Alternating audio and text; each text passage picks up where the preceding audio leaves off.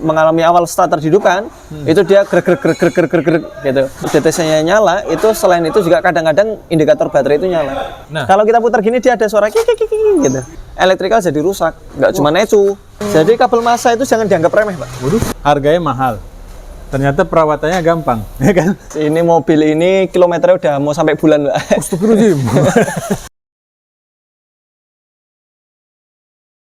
Assalamualaikum warahmatullahi wabarakatuh, Sobat APD. Selamat sore dari bengkel kesayangan kita, AHA Motor Yogyakarta.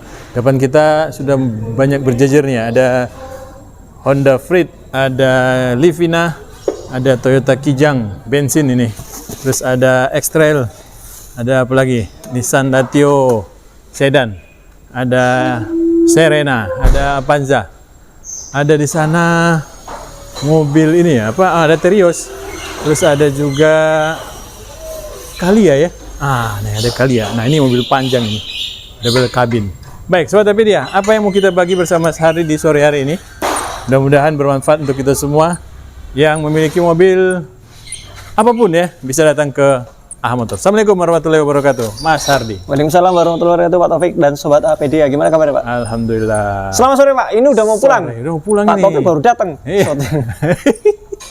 Ya, gimana teman-teman? Iya. Kabarnya semoga selalu sehat ya. Amin. Ini menjelang Ramadan, Mas. Oh iya, Tinggal semoga kita seminggu lagi ya. diberikan ini umur panjang sehingga kita bisa masuk bulan Ramadan. Amin. Meskipun baru tinggal seminggu harus apa? Iya, berdoa, Pak. Umur panjang ya kan? Iya, berdoa, Pak. Habis nanti umurnya gimana? Ntar besok pagi habis gimana? Nggak bisa Ramadan gitu. Baik, Ya, Pak Taufik. Mas Hardy, apa yang mau kita bagi dengan mobil Calya depan ini, Mas? Wis, ini mobil ini kilometernya udah mau sampai bulan, Pak. Astagfirullahaladzim. 300 lebih. Wah, Hampir 400.000. Hampir Jadi kemarin waktu masuk ke kita ada 2 DTC. Ya. 2 DTC.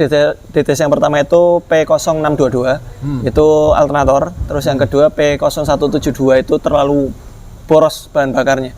Nah, dari 2 ini yang kita eksekusi satu dulu, karena bisa jadi efek yang kedua itu yang boros bahan bakar itu karena pengisian yang tidak normal. Alternator berarti ya? Iya, alternator ini udah kita cek dan di sini ada part number-nya ya. Ini barang yang bekas, Pak. Barang bekas. Jadi untuk mobil satu ini dia untuk mengganti alternator ini dia perlu bongkar bumper. Agak susah tempatnya nyelempet di situ. Oke. Kayak gitu. Nah, ini kalau kita putar gini dia ada suara kik gitu. Iya benar ada suaranya. Iya, ada suaranya.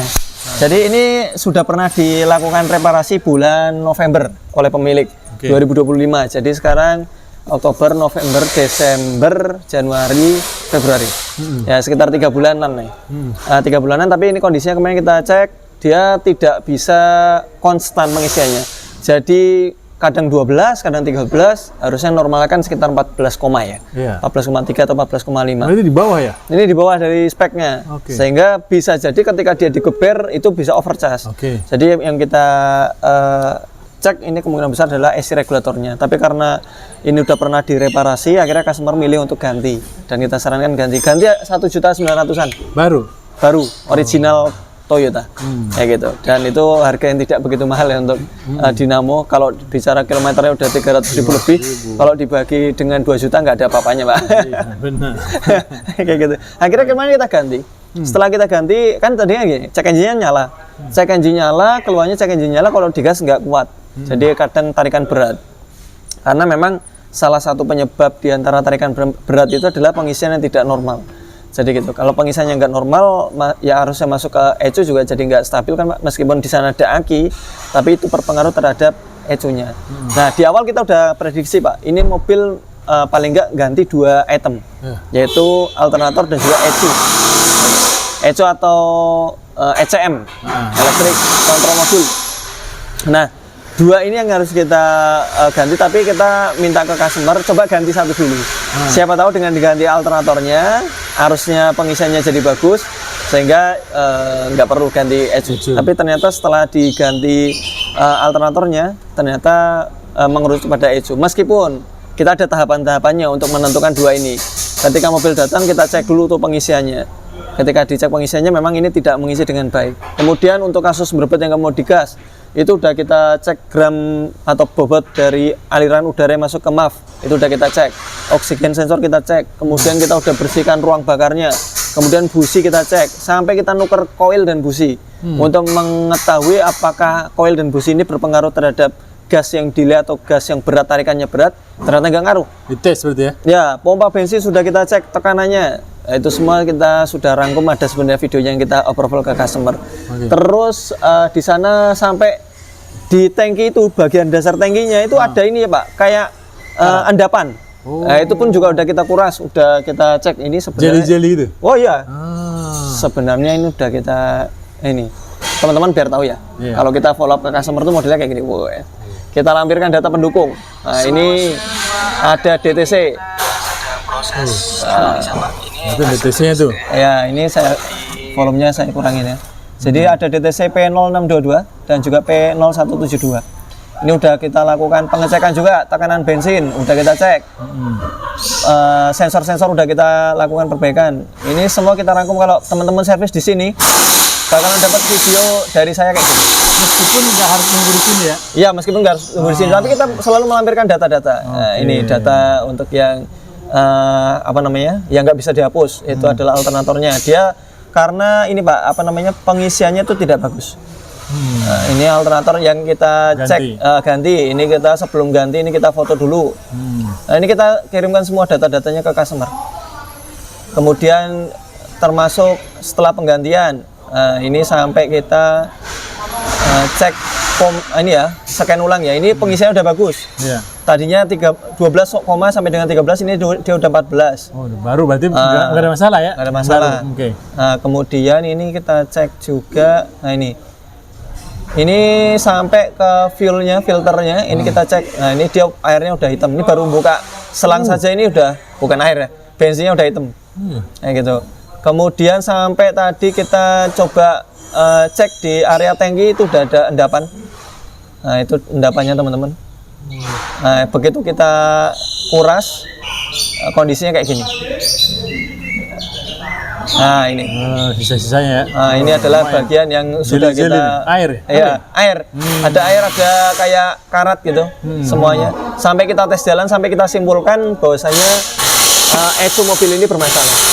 Kenapa? Karena mungkin teman-teman yang udah pernah nanganin mobil kali ya, Sigra, itu kalau dia nggak bisa digas, itu biasanya MAF sensor, biasanya throttle, biasanya ada APP. Tapi ini tadi kayak item ketiga ini kita udah cek, oksigen sensor udah kita cek. Terus ada juga teman-teman yang menemukan udah 2 kali mengalami hal yang sama. Ketika dia mengalami awal starter dihidupkan, itu dia grek gitu, nggak bisa digas. Kemudian ketika dia sudah normal nih Pak, bisa digas. Tapi kalau habis dipakai buat ngebut, nah itu nggak bisa digas lagi. Jadi ini mobil tadi ini waktu saya tes jalan sempat mati sekali. Begitu udah mati kan, karena di awal itu dia 30 detik pertama yang nggak bisa digas, ya udah. Cuma bisa nunggu waktu, terus ya nikmatin di klakson dari belakang. Woi mobil woi, udah di tempat kemacetan kayak gitu kan. Ya akhirnya nggak apa-apa lah.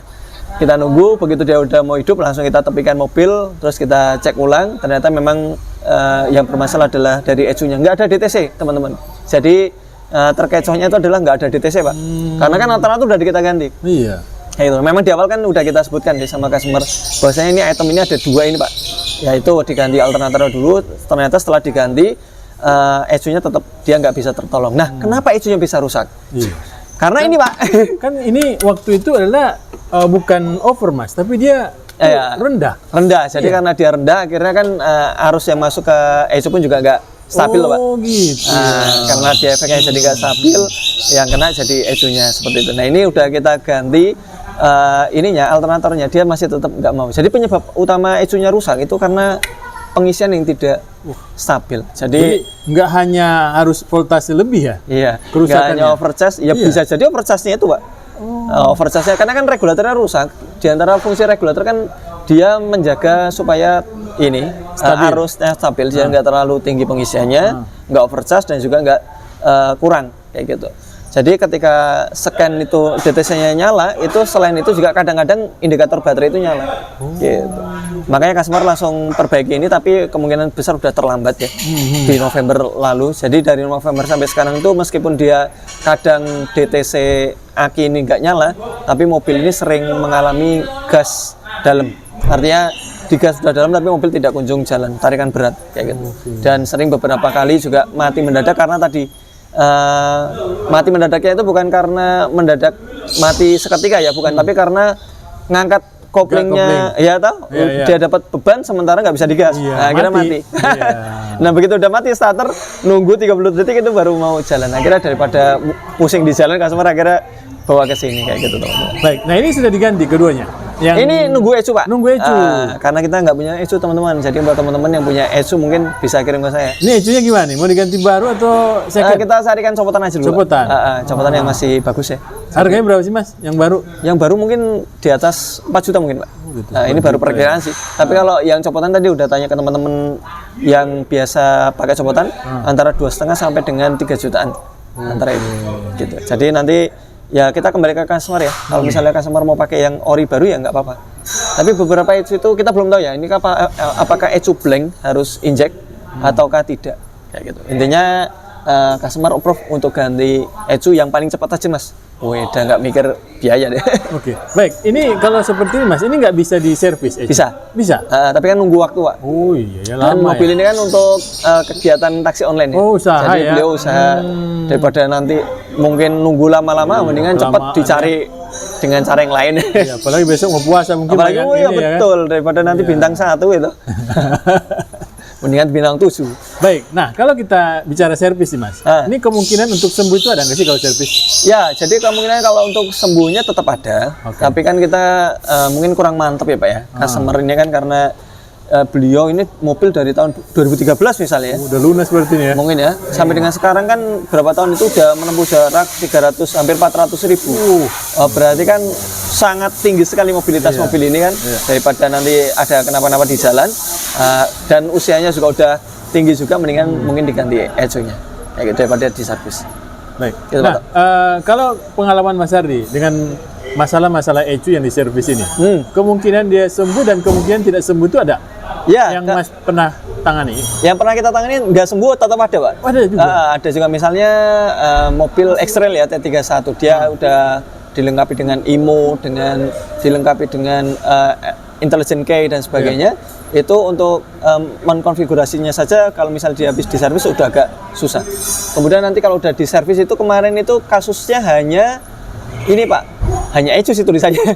Tulisannya hanya ECU gitu ya. ECU, tapi begitu dia di repair, mobil bisa hidup, tapi efeknya kayak yang lainnya. Waduh, apa itu? Indikator check engine nyala, kemudian sesekali mobil mati mendadak. Jadi ya ini namanya bukan menyembuhkan ya. Akhirnya ya bisa dibilang ini adalah servis yang gagal. Sehingga dari situ untuk beberapa item servis yang dilakukan khususnya buat ECU itu nggak selamanya berhasil. Nggak selamanya berhasil. Baik, nah nih. Tapi biasanya gini Pak, teman-teman yang bergerak di bidang spesialis ECU itu udah ngasih aba-aba dulu. Mas ini nanti kalau saya servis ada kemungkinan gagal.